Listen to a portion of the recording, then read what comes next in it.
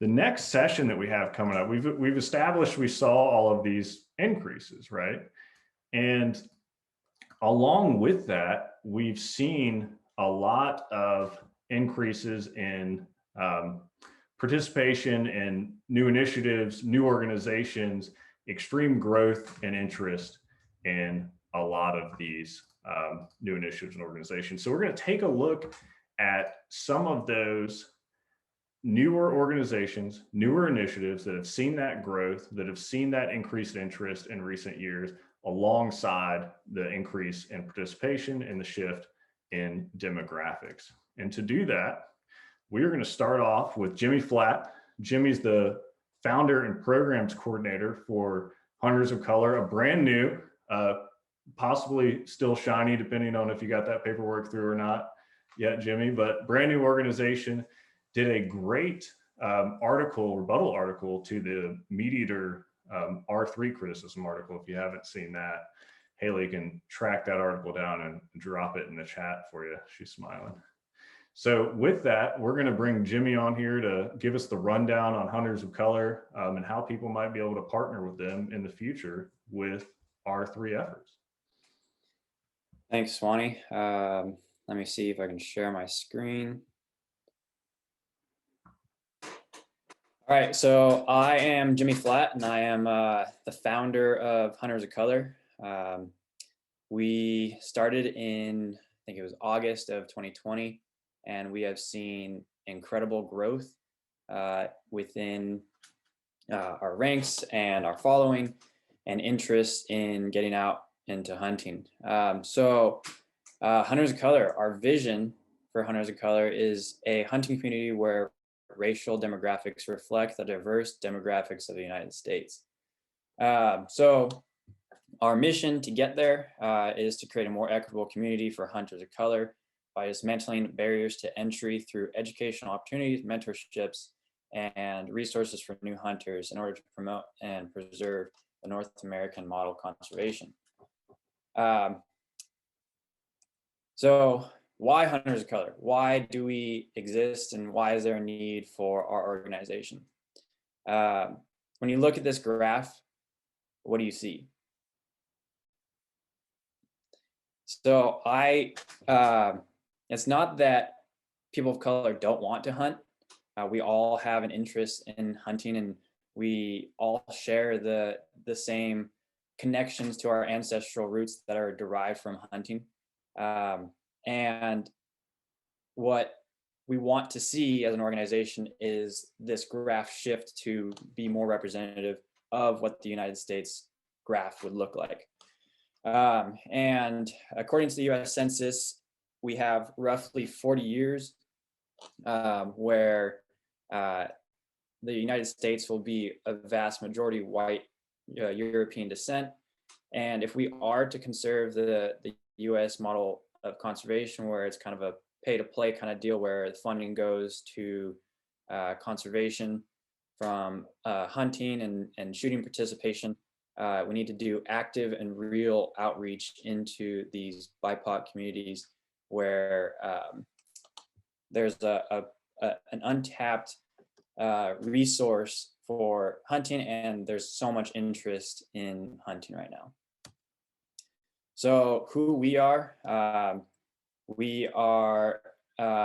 3 BIPOC individuals, and we have, so Lydia Parker, she is our executive director. She has roughly 7 years of administrative nonprofit experience.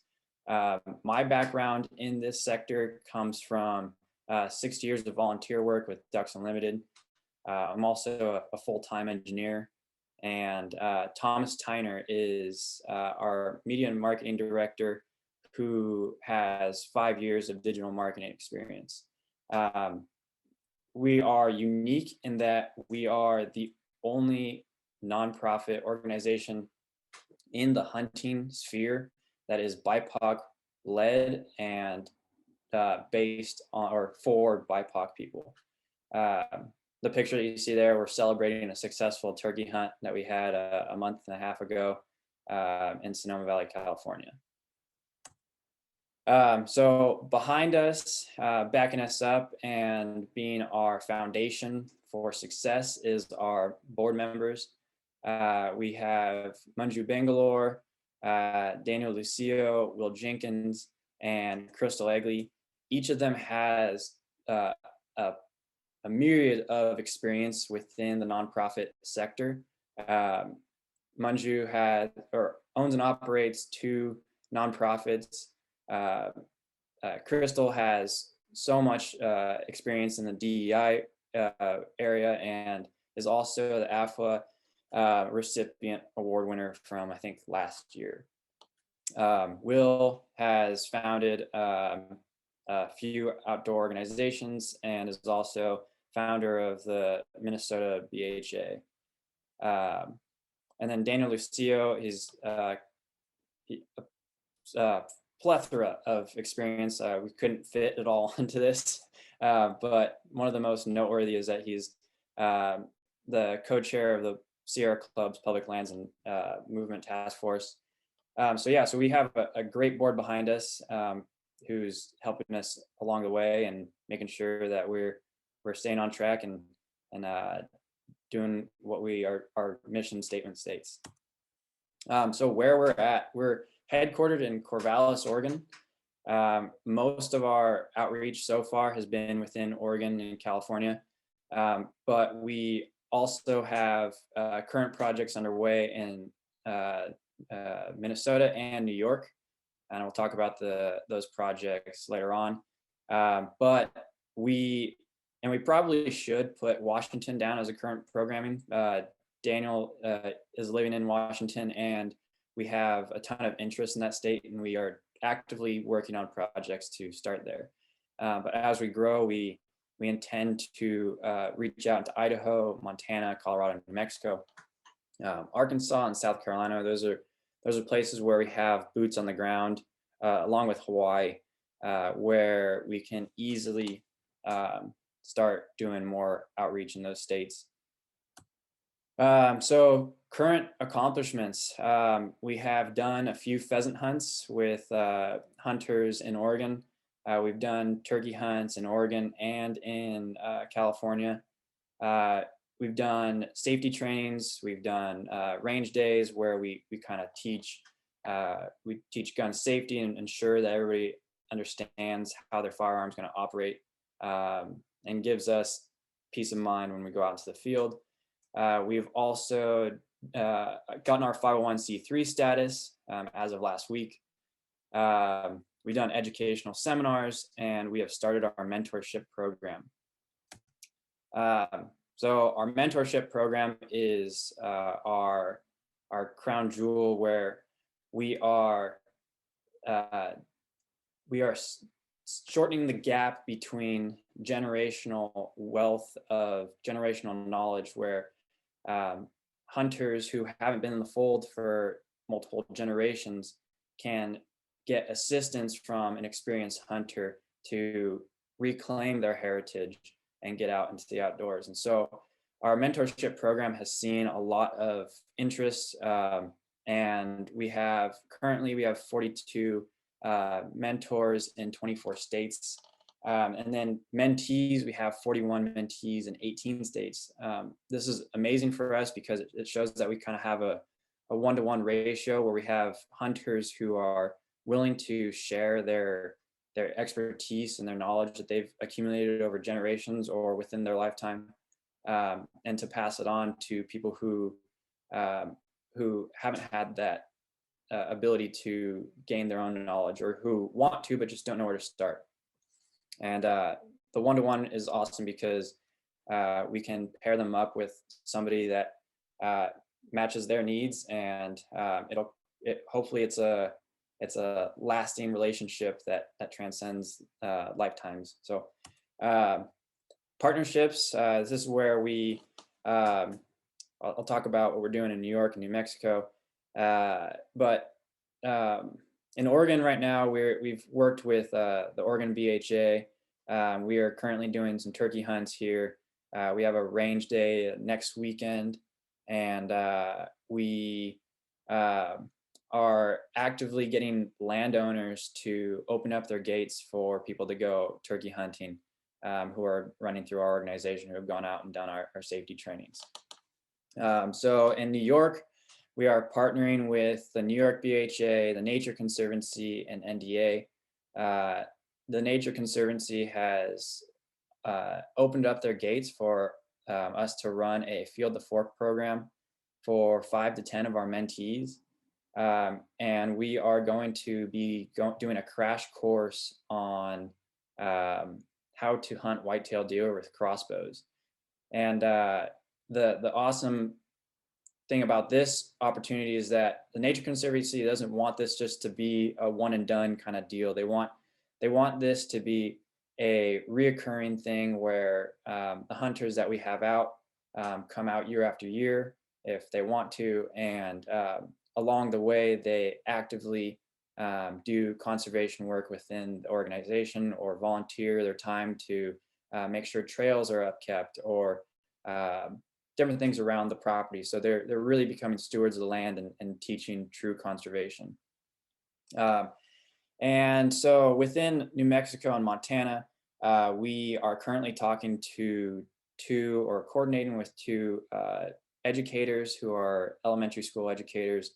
And we are creating a curriculum that's based in hunting ethics, hunting safety, butchering and cooking.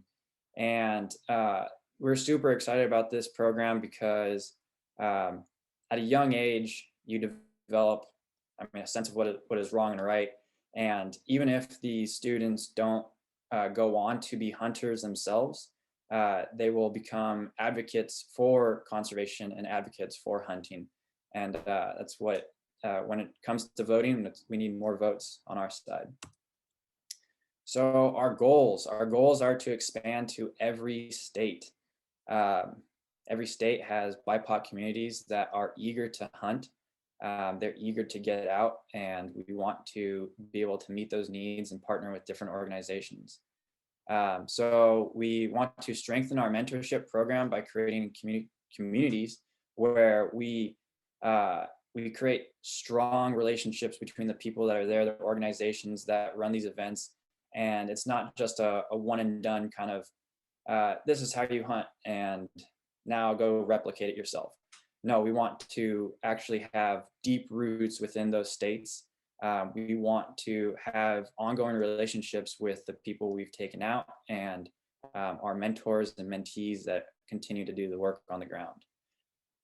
We want to host events nationwide. We want to do our first fundraising event. We're actually working on the details right now. We're just trying to figure out where to do it. I kind of want to do it in my hometown. But we are, with that being said, we want to create scholarship programs for new hunters, and that means we're trying to break down the financial barriers to entry and any other barriers to entry that may exist. And then we want to expand on community education in the confluence of hunting and race. So what we need. Right now, we're looking and actively looking for partnerships with more hunting and conservation-based organizations. We want to partner with state agencies. We're looking for funding and grants for these events. And we are looking for funding for our mentorship program and funds for capacity building and overhead costs. Yeah, so we would appreciate any help we can get. We've had James from the Minnesota Department of Fish and Game or Natural Resources reach out, and we are currently working with him and his organization to create events within Minnesota. Here's my contact info. If you want to reach me directly, it's jimmy@huntersofcolor.com. You can find us on all socials at Hunters of Color, and then you can visit our webpage at huntersofcolor.org. Thank you.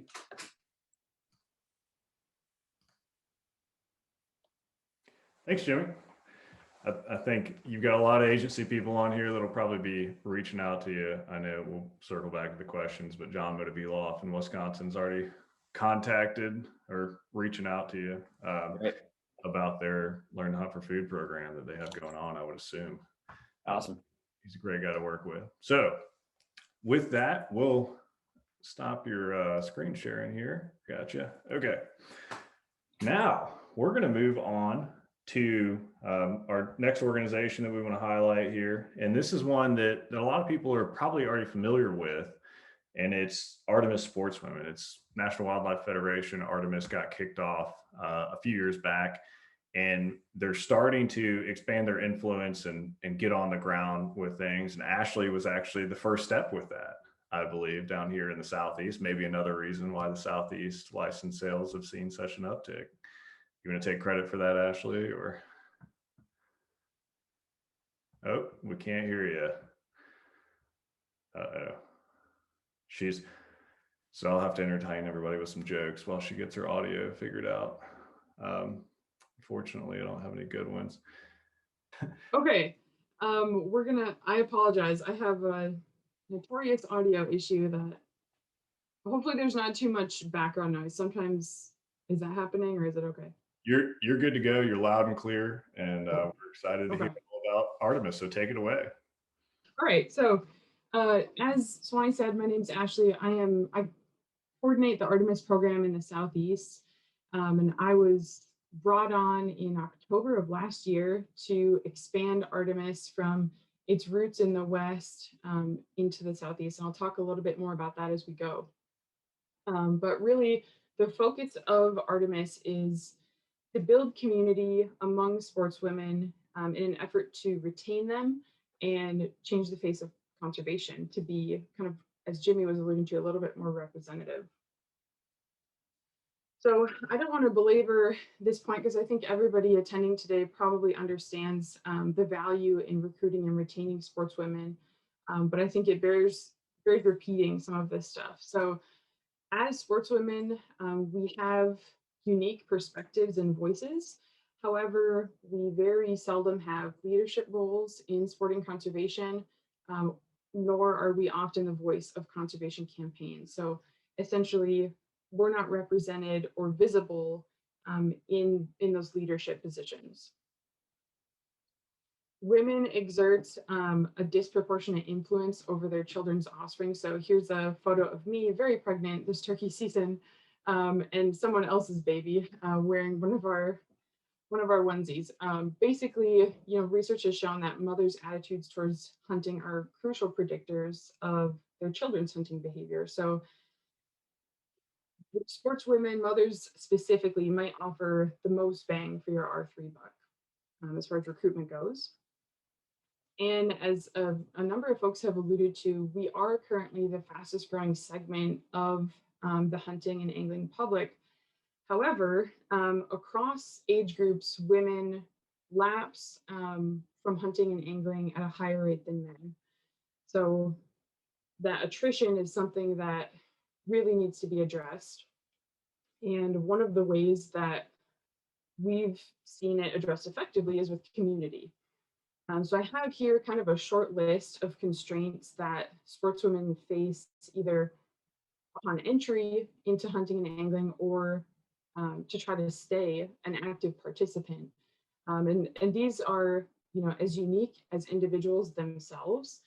So they vary widely. There's unfortunately not a ton of research on constraints and not a lot of recent research on constraints for women that we can kind of rely on when we try to address their participation. So there's a wide variety of women's programs that aim to address a lot of these constraints, but for a variety of reasons, even very high quality programs often don't move women hunters to greater independence or result in them becoming very avid hunters. So as I mentioned before, what programs alone can't address, oftentimes relationships and community can. So to that end, our vision and mission is really focused on building community and fanning the flames of self-efficacy necessary for hunter retention. So our vision and our mission is wordy. You can take a look at it, but essentially, we aim to engage sportswomen from all walks of life in a local and national conversations that speak to the emotional complexities of hunting and angling, and really tell a larger story about why conservation matters and who it matters to. So I'm going to talk a little bit about how we're structured and how we go about this work. Artemis was founded in 2017 in the West. It's an initiative of the National Wildlife Federation. And there's 2 staff members currently, myself and my supervisor, Marsha Brownlee. She is based out of Missoula, Montana, and I am based out of Knoxville, Tennessee. And we have not a board of directors, but we have a leadership team. And I know Jimmy Crystal is on your board. So she's obviously, these are all fantastic sportswomen, just incredible people. And basically the elite volunteers that help us stay on mission.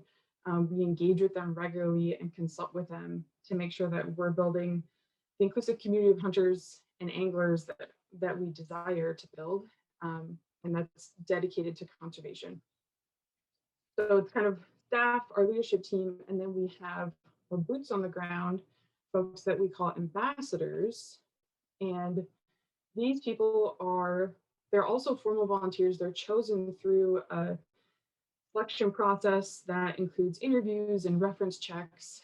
And so these are also really high quality sportswomen that are passionate, and they are the ones that are doing the work that I'm taking credit for today. So they're focused on 3 things: leadership, community, and relationship building. Leadership, kind of, I say Artemis is imbuing them with resources and knowledge to become leaders in their own right. But they're also then hopefully extending that to the community that they create at a local level, as it relates to advocating for conservation and wildlife as a resource. And then the actual work of building those communities and fostering those relationships, which is so important because really people do things for people. So we really recognize the value of relationships, and that's kind of the goal of our ambassadors. So we brought on our first cohort of 30 ambassadors in February of 2020, just in time for the world to fall apart. And so their first year as ambassadors was obviously inhibited by the pandemic, but they still managed to create some wonderful virtual communities, and some in-person stuff as well. But we keep cohorts for 2 years. So those folks are still with us, and are gearing up for stuff over this summer going into the fall. And we actually just a couple weeks ago recruited our second cohort, our 2021 cohort of ambassadors, which brings our total to 65. And we had, with me being brought on in October, I've focused a lot of effort in the Southeast to try to find ambassadors here. And I want to thank anybody who's watching right now that is, in some of the states. I know I reached out to state wildlife agencies and our state affiliates as well to try to push the advertisement for this and get the word out. And it was a success. So we've got folks all over the country. There's, places that we would like to emphasize more moving forward, but right now we're national in scope. So what do ambassadors actually do? Ambassadors are each asked to host 4 events annually, one of them being a conservation-based work party. So you can see the photo there of the women with waders on. They're doing some habitat restoration. This can look like a lot of different things, invasive species removal, implementing prescribed fire. This is a great opportunity for partnership with state wildlife agencies that are looking for free labor. And it's just, we encourage this because it's a great way for sportswomen to kind of buy in to the reality of conservation and get deeper engagement with issues that are local to them and impact the resource that they're trying to utilize and enjoy. So we've done in the West, examples of some of these work parties are like fence pole projects on wildlife management areas and things like that. We host informative webinars. You can see there our sport dog safety webinar. We're launching a book club to explore relationships with the natural world. So anything designed at building community, basically. But ambassadors also host 3 events a year that are focused on community building, but actually hunting and angling. So the photo there in the lower right is from an all-woman hunt camp that has happened, and we actually just had another one a couple weeks ago, a turkey camp in South Carolina that I know was wonderful. I got a lot of great feedback on that. A unique experience for all the women that went. It was the first time they'd ever been hunting exclusively with other women. So, and then there's a Zoom screenshot there. This was part of our Turkey Tactics programming. So it's a 3-month-long series that people from all over the country have engaged with us on, and that was just kind of a mid-season check-in that we were doing. So group conversations about hunting and angling. A lot of the stuff I just mentioned is led by our ambassadors, especially on a local level. But Artemis staff also has some other things that we focus on. One of the big ones being our podcast. This was launched in January of 2020. It's released weekly. We have 70 episodes now, and 2,500 listeners a month are reached through our podcast. So this is a platform that allows us to really highlight and showcase sportswomen and sometimes female biologists and scientists that, you know, they can share their stories in a way that's really compelling. And I know a lot of sportswomen identify with it. Again, we get at kind of the emotional complexities of hunting and angling, and the realities of some of those barriers that can keep women out of the field, and how it can serve as inspiration too, and seeing how others have overcome those. We also engage in advocacy.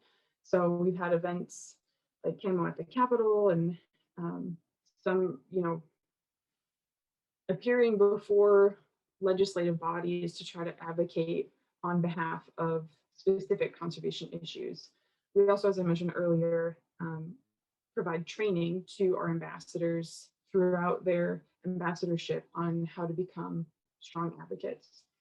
The big thing that I want to touch on today is, I see I'm going over time here, so I'm going to make this quick.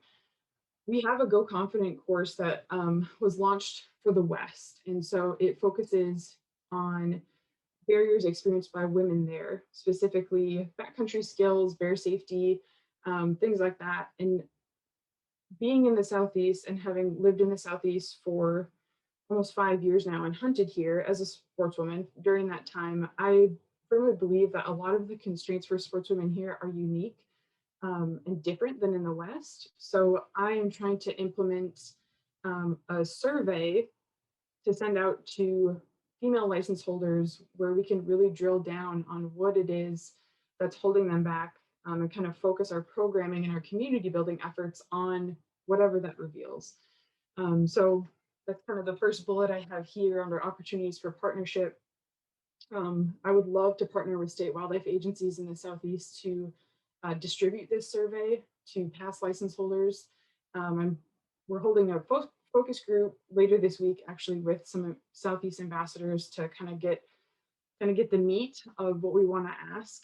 And then I would love to spread it out to the broader audience of sportswomen in the Southeast. And also, I would love to share this data with anyone else who's interested in it. Other opportunities for partnership, if you're looking for a female voice on a conservation issue, we have in our ranks a number of really incredible sportswomen that are ready to speak eloquently on a lot of conservation issues. Free labor, that's getting back to the conservation days, the work parties. And one of the biggest values that I see us offering is scaffolding participants from organized programs into our community and bringing them to greater levels of independence. So kind of having a place for you to send women after you get them their initial introduction to hunting and angling. After they've done that kind of first exposure, you can send them to us and we can foster that long-term growth. Again, if you have a sportswoman's voice that you want to amplify, we have outlets for that, such as our podcast. So here is where you can find us. Marsha, as I said, is in Montana. I'm in Tennessee, and then all of our social stuff there. So with that, we'll see if I can figure out how to stop sharing my screen. I gotcha. All right. Thanks, Ashley. That's great information. I'm excited about what Artemis is doing. And a little interesting note, when we got into college programming in Georgia, we started doing this program called Academics Afield. Over 50% of the participants were female. So Josh might be onto something with reducing these regulations surrounding colleges and trying to increase participation on that front. So something to think about. All right, we're going to jump back in once again with Stephanie Maez and of the Outdoor Foundation. If you're just joining us, we already heard from her earlier about outdoor recreation participation numbers, but she has another initiative to talk about that's been growing rapidly called Thrive Outside. And I won't say any more. I'm going to let her jump right into it, but I do want to, there are opportunities, and she's going to open the door for partnership with the hunting community.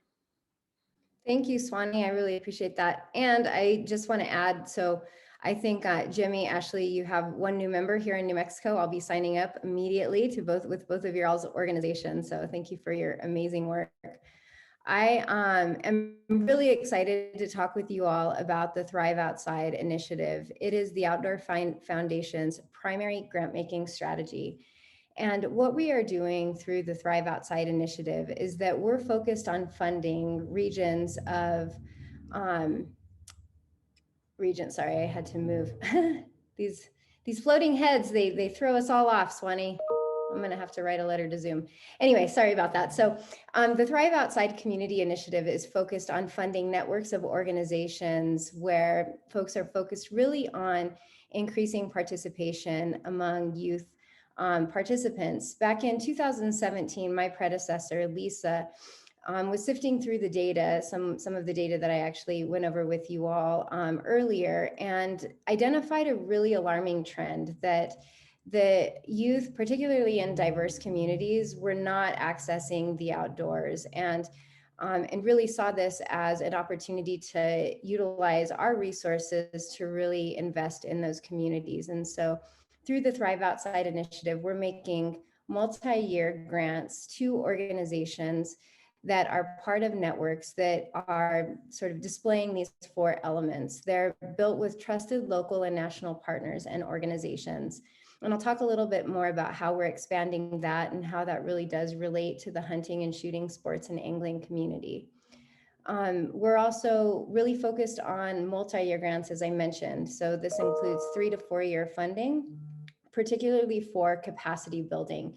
And really, we're in the business of strengthening the infrastructure within communities and not just funding one particular program, but really funding networks of organizations, as I mentioned before. And doing all of this really through a justice, diversity, equity, and inclusion lens.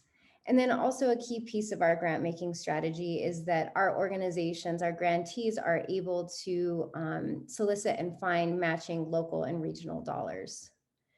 Now, why is all of this important? We know that outdoor recreation is important, and we talk about increasing participation for the purpose of increasing participation. But I think that one thing that, at the risk of sort of stating the obvious, that we really want to lift up through Thrive is that there are a tremendous amount of benefits and outcomes associated with increasing outdoor participation. And these 5 components, or these 5 outcomes rather, are really where what we're intending to see and what has already been demonstrated in the short period of time that Thrive's been around. And what that looks like is really a focus on health and wellness, also a focus on youth development, environmental components, environmental stewardship in particular, social justice and in advocacy opportunities, and then community development. And so really through the work of our Thrive Outside organizations and the communities, we're seeing a tremendous amount of progress made in these 5 areas. We have a very robust qualitative and quantitative evaluation program where we're collecting data to show how our grant making and how this work is really moving the needle on these 5 outcomes. So what is the future of Thrive? We have ambitious goals. We're looking at expanding exponentially. We're currently in 4 cities. I'm super excited to share that we will be announcing 4 more cities at the end of May. And so our cadence for funding is 4 cities per year. looking at wanting to be in every community across the country, but really with a focused lens on 32 communities in the next 5 to 7 years. Right now, we're in Atlanta, Grand Rapids, Oklahoma City, and San Diego. And as I mentioned, we will be sharing the next 4 cities that we will be in within the next few weeks. We have a very robust selection process. I didn't feel like I had time to get into the details and the criteria of how we identify new Thrive cities and regions. However, I felt like it was important to include sort of where we, at a high level, what our big list is and how we've sort of winnowed it down. But here are the 36 communities from which we're choosing now that are sort of in the pipeline. And as I talk about partnership opportunities with you all, I felt like this was also just important data for you all to have to know where we are and where we're planning to be. So where we are outlined with the red pin drops on this map, and then the rest of the cities, the 9 new cities, these are the ones that are currently sort of at the top of our list for funding. And I'm not going to read them, but that gives you a sense of where we're going. So the 4 cities that we'll be announcing are 4 of those that are outlined in blue. So what do partnership opportunities look like? We have a number of different models for partnerships, and partnerships could be funding opportunities. It could be working with, we have sponsors such as Patagonia and the North Face. We also have some smaller brands like Hydro Flask and Thule. We have some partnerships with non-business, non-outdoor industry business partners. And so really partnerships run the gamut between sponsoring specific Thrive Outside days or programs, which is something that I really wanted to lift up within the context of this conversation, is really, and some of the work that Swanee and I are doing, and Stephanie, we have engaged Stephanie Hesse, who was on the previous panel, in thinking about how we can, while as a funder, we're not prescriptive or directive of our grantees in terms of how they develop their programs. We truly trust and believe that our grantees know what's best for programs in their communities. And at the same time, I think that it really makes sense for us to help sort of facilitate relationships and make connections. And where there is an opportunity for the R3 coordinator to have a presence within the Thrive communities, or if one of your programs or one of your agencies is interested in engaging in the Thrive communities at the ground level, that would be phenomenal. That would be really great. We really want to figure out how to create some more intentionality around hunting, shooting sports, and angling within the Thrive cohorts. In addition to the programmatic elements of partnerships, I mentioned the Thrive Outside Day. Several of our partners are, and it depends on the level of funding contribution, but we'll have a little bit of more of a influence in where we go, picking off the short list of Thrive communities. And then looking at co-marketing opportunities, cross-posting, as well as volunteer engagement. And then the co-branded industry-wide point of sale piece is probably not really relevant for this conversation, but I did not include a contact slide. So I am happy to, Swanee, I don't know if I'm still sharing my screen. I don't think I am, but I'm happy to drop all of my contact information in the chat. And just, I hoped I was quick enough to make up some time for you there, tour guide. So.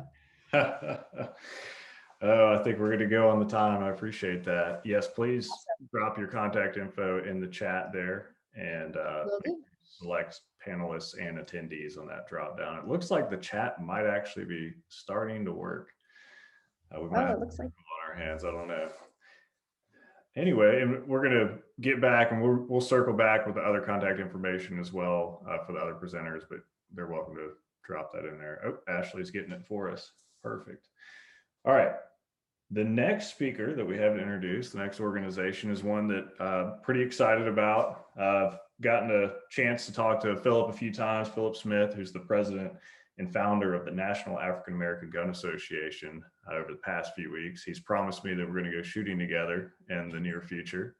We'll see if he follows through. I'll follow up with everybody, let him know how he shoots. But they have seen just incredible growth in recent years. And I'm excited to have him tell everybody their story and where they're headed and how we might be able to partner with them as the R3 community.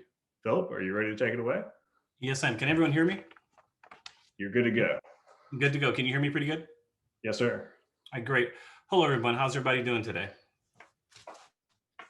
Good, I hope. First of all, thank you for allowing me to take this time out to speak to you about my organization.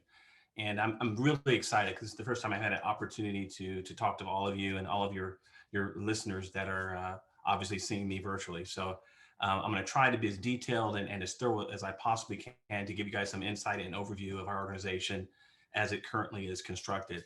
I started the organization back in 2015, but prior to starting it, I want to kind of give you a little bit of feedback on me as a person, so you can have an understanding of how they went to this long journey, which has been a very exciting ride.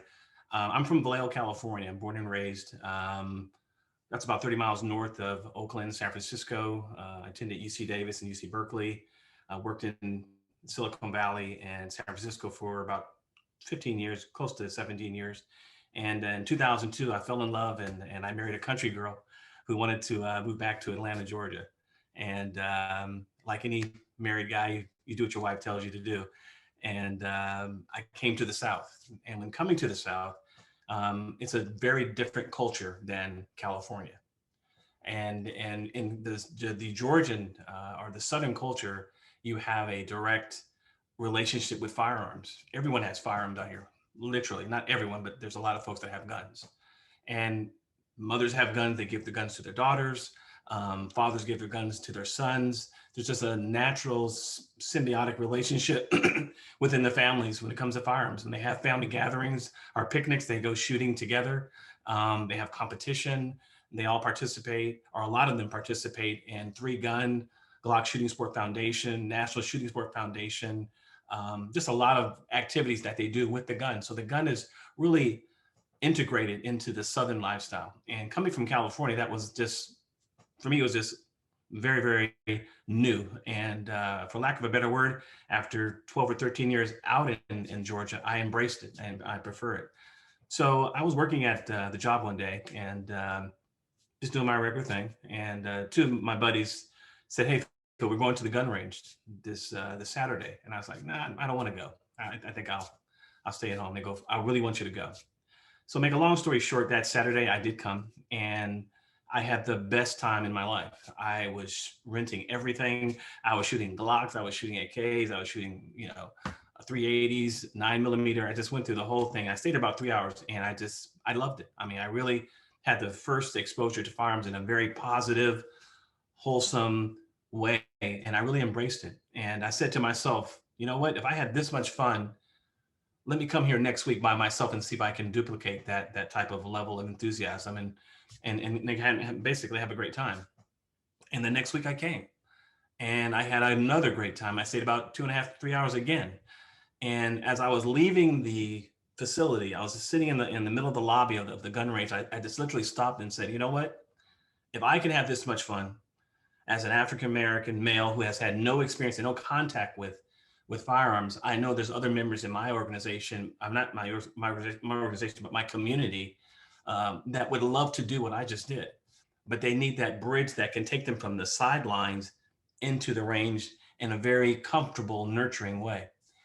And at that point, I said, I'm going to start an organization for African Americans as relates to firearms, and it'll teach them about how to shoot the firearm, how to hold the firearm, all the basics, fundamentals that we all know how to do, but also teach them the laws of their local, regional, and national laws that are out there, and also the history of arms for African Americans, Tuskegee Airmen, Buffalo Soldiers, all that. I want that all incorporated into one organization.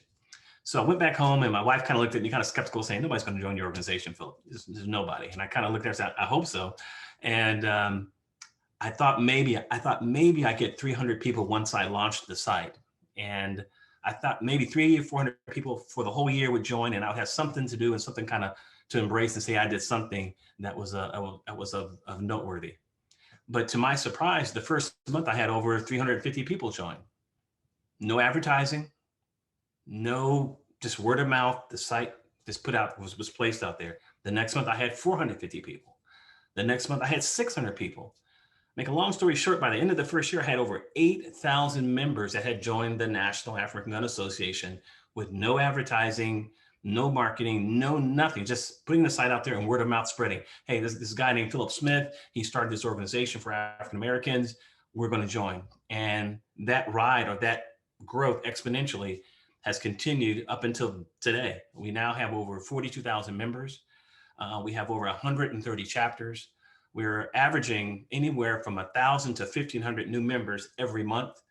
On the low side, I say about 1,100 folks, close to 1,000. So let's round it down to 1,000 folks every month. But we are getting tremendous, and I mean tremendous, growth on a daily basis.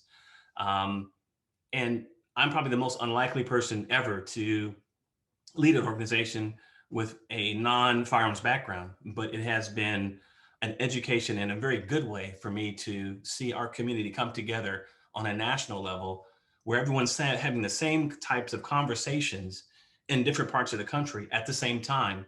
And these folks are not related. Hey, I need to get a gun because I want to protect myself. I need to get a gun because I want to participate in outdoor shooting sports, like some of you guys have alluded to earlier.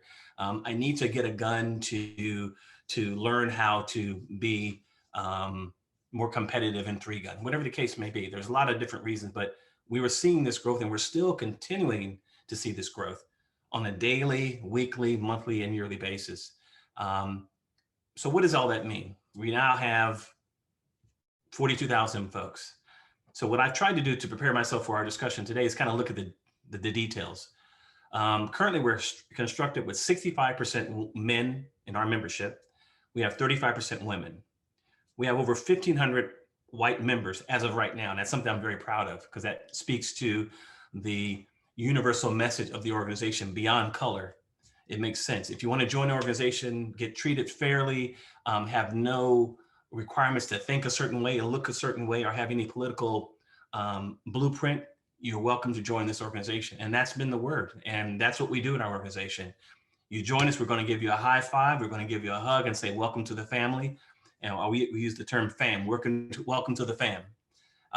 You can be who you are within our organization. There are no requirements. And I think that's the essence of why our organization is growing so fast in so many different directions. We now have over 100,000 followers on Facebook. I'm projecting that within the next 6 years, we'll get to 1 million, if not before. And the key point I want to make sure everyone understands on this call right now is that we are not monolithic. Black folks, and I'm gonna be really plain and simple here in terms of English, we're very different. Some of us are Republicans, some of us are Democrats, some of us are very, very educated. Some of us want to shoot because they were robbed. Some of us want to shoot because I want to shoot competitively. I was in the military. I like shooting long gun fill. I want to compete in the long gun competition. So the reasons are very, very varied. And that's a really good place for people to come into our organization, because they have different motives, different reasons. And we all come together to have a coming together of ideas and different initiatives and different motivations. And I think that's a very, very good thing. If you look at the organization, we are looking for an opportunity to take what is being structured on a local level, and we want to duplicate that all over the country, which we've been very, very successful. But we need to make sure that we are looking at the details. Are we servicing our community? Are we addressing the needs of Black women? Are we addressing the needs of Black men? How are guns being viewed in certain communities in a negative light and a positive light? And we come in and address it from a very legal, positive perspective and bring some substance to the discussion, where we are saying, hey, we're a group of folks that like guns. We're not criminals, but we believe that having a gun is a better thing for a person to do or have, as opposed to not being without a gun, particularly in some of your urban areas that some of you guys, I'm sure, are well acquainted with. There's a narrative that's out there right now that we have to constantly fight, that guns are bad, particularly when you take the word Black and gun and put those two words together. That's usually a bad scenario. And our job at NAGA, because that's our acronym, is to address those concerns and change those minds of those folks one person at a time. If I'm a law-abiding citizen and I have an AK-47 or an AR-15 and I'm obeying the law, why should my gun be taken away from me?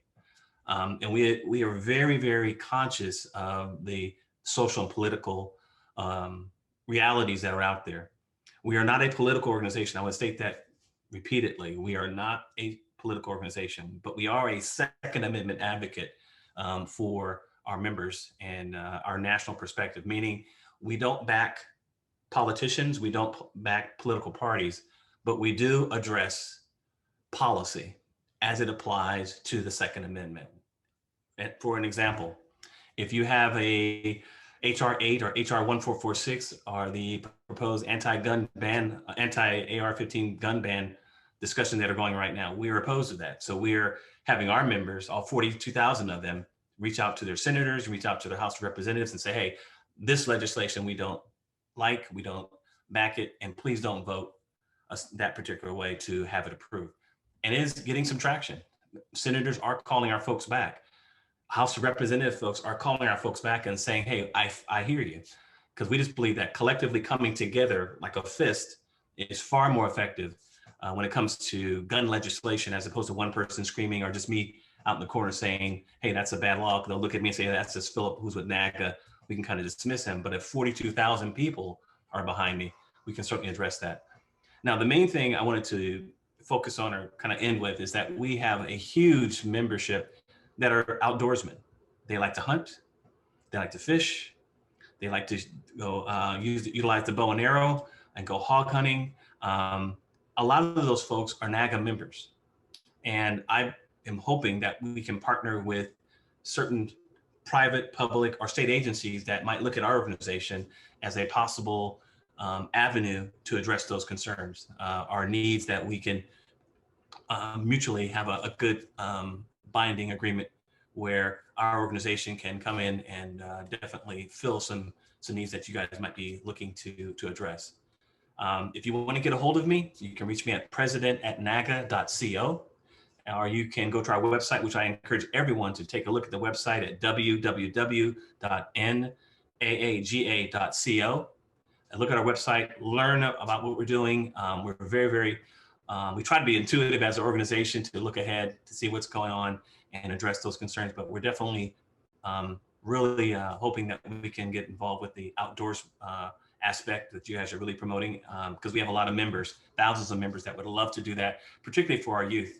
I think someone else said it earlier regarding getting involved with the younger folks, because later on, those are going to become our advocates. They're going to become the next generation of hunters. They'll become the next generation of fishermen, the next generation of campers. Those are all very, very important aspects that we need to latch on with other agencies and promote that within our own organization. So hopefully I haven't talked too much or too fast. I appreciate the time, and I'll hand it back over to you. But thank you for the opportunity. Absolutely. I really enjoyed that. Thanks, Philip. I think there's a lot of opportunity to partner with your organization and every other organization that was just mentioned on this panel. And that was the whole point of the panel, is discussing these increases that we've seen, the growth that we've seen, and some organizations that we've identified. These are not the only ones. So feel free to drop something in the chat if you know another organization that might be a great one to partner with that's emerging on the landscape, seeing increases in membership or trying innovative things. You know, for example, partnering with the National African American Gun Association, state agencies could do range days, or they could tap into the membership for learn to hunt programs for those that don't already hunt. You know, there's a million ways to partner together. You can partner with Stephanie with Thrive Outside, you know, in those urban areas doing angling events, or, you know, youth shooting sports events, or whatever it might be. Artemis is already going strong in the Southeast under Ashley's leadership. And it looks like she's really trying to push that further and get more agency partnerships. And then Jimmy, as they're ramping up Hunters of Color, they've already got partnerships going on that he demonstrated, like up there in New York with the Nature Conservancy and Hank Forrester up there at the National Deer Association. So there's a lot of cool potential here, and we're going to open it up for questions. And with that, I'm going to bring everybody back on screen here in the gallery view so we can see all the smiling faces. And we're gonna, okay, so Philip is dropping that in the chat there. We're gonna get the email out there. Tom Ryle from, when you're doing the chat, by the way, there's a little drop down you got to click and it goes to panelists and attendees. Some people are just shooting into the panelists here. Tom Ryle, I think he's out of Washington up there, but he was talking about how Philip's story was spot on about getting new people to the range. And I can attest to that as well. As I've taught people how to shoot, I've never taken anybody that's had a bad time and didn't come out of it on the other side, thinking a little bit differently about firearms if they had any preconceived notions headed to the range. So we had a lot of questions about contact information. We've got that all hemmed up. I do have a question for Jimmy. Jimmy, are y'all planning to continue a partnership with the Nature Conservancy and try to open up some more of their properties for these recreational opportunities? Yeah, New York is going to be our proof of concept. And I intend, and our organizations intend, to open up this program across the country. I know that the state of Oregon alone has thousands of acres that they own and operate. And so we're just going to do our best to open up the gates on any property that they allow for us to hunt on. Absolutely, that's great. Opening access is going to be a key component as we increase participation. We want to increase access alongside that. And there's a lot out there that it's just not currently open to hunting or shooting sports or whatever it might be, is limited in its recreational capacity that could be open, and TNC lands are certainly one of those. Stephanie, can you clarify about Thrive Outside? Are you looking for people in all the existing communities as well as the new communities coming on board to reach out about partnering? Absolutely. Perfect. I think probably more, it would be more timely for our current communities and for the 4 that we'll be announcing, because we have direct contact with those networks and with the organizations and can better facilitate introductions and help encourage folks to connect and integrate, hunting and shooting sport and angling element into their program. For the ones that we haven't funded yet, we have a little less, I don't want to say leverage, but we're just not as in close collaboration with those folks yet. Okay, great. And you can see those existing communities on the website that Stephanie dropped in there. And I know we have the R3 coordinators from several of those states on the call. I'll go ahead and call out Brianna Bashford, who is in Georgia, and there is an Atlanta Thrive Outside community, I do believe. Isn't that correct, Stephanie? That is correct. I would love to make the connection. Perfect. Okay. Tanaya is asking Ashley, how exactly are you looking for states to get involved, and what is the best first choice? If they want to get involved with Artemis, what should they be looking at? That's a great question. I would preface my answer by saying we are open to ideas. So if there's something that you need and you think we might be able to facilitate, just let me know, or Marsha. But one of the big things looking to the immediate future is going to be assessing those barriers through that survey in the Southeast. So if you're a state in the Southeast that wants to try to suss out some of the barriers that sportswomen are experiencing, we'd love to partner with you on that. I know Jimmy was talking about his relationship with the Nature Conservancy, which is amazing. One of the big issues that sportswomen often have is access. So if you want to try to host a hunt camp on public lands, on a wildlife management area or anything like that, we would be very open to partnering on an event that way. Or again, the conservation work days. If you want free labor, we've got folks that are interested and passionate about helping. Awesome. Good deal. Philip, I'm going to circle back around to you and hit a previous question that we had for Nephi Cole of the National Shooting Sports Foundation. Someone was asking if he could speak to the potential barriers for people of color carrying firearms, not necessarily the type of firearms, but just getting into it. Do you have any data from your membership about that, or anything anecdotal you can speak to? Nothing official, but I certainly can give you what the feedback that I've gotten. In some cases, not in all cases, there are there's a reality that you have to face. And that doesn't matter if you have a concealed carry license like I have or not. You have to know how to interact with law enforcement at all times. In some cases, people might view you in a very negative light when you're just going to the store. I'll give myself as the best example or the guinea pig here, so everybody can kind of feed off what I'm trying to say. I went to Kroger's when I first got my concealed license, and I was excited, and I had my gun on my hip, and it was open carry because you can open carry in Georgia. And when I walked in, I think the manager and the assistant manager, kind of the produce area, kind of looked at me, and I was just, I wasn't dressed bum or anything. I was just had normal jeans on. I was walking over to the dairy section to get some milk, and they literally went around the corner and kind of followed me. And I'm 62, so I've had enough life to understand that when that kind of spidey sense kind of tingles that this might go an ugly way. So I got the milk and I turned to him and walked directly to him and said, "Hey, how you guys doing?" And they said, "Hey, you have a firearm." I said, "Hey, I'm a legal owner." And I have a tendency, I try to disarm people, make them feel relaxed. And I said, "Hey, I have my license. I'm just excited, to be able to do it and exercise my Second Amendment rights." So we talked for a few moments, and then they kind of left me alone. But in many cases, individuals that, when you're not as experienced in interacting with folks, I think my people skills are very, very, very good. That can go a lot of different ways. So you do have to be conscious of the reality. I'm not saying it's fair. I'm not saying it's happens every day, because it doesn't. I have folks that I know that are African American that have never had any problems with law enforcement ever, and they open carry all the time, and that's great. But there is a reality that out there that you have to kind of put in the back of your head, unfortunately. Okay, thanks for circling back on that. We've got a question from Morgan for Ashley. Does Artemis work with Becoming an Outdoors Woman programs? And I know that y'all have partnered with them in Georgia. Is that correct? So we haven't partnered in a formal way where we co-host events or things like that, but we are open to that. And I think the biggest service that we can provide programs like Becoming an Outdoors Woman is having a place for them to send participants to after that organized event.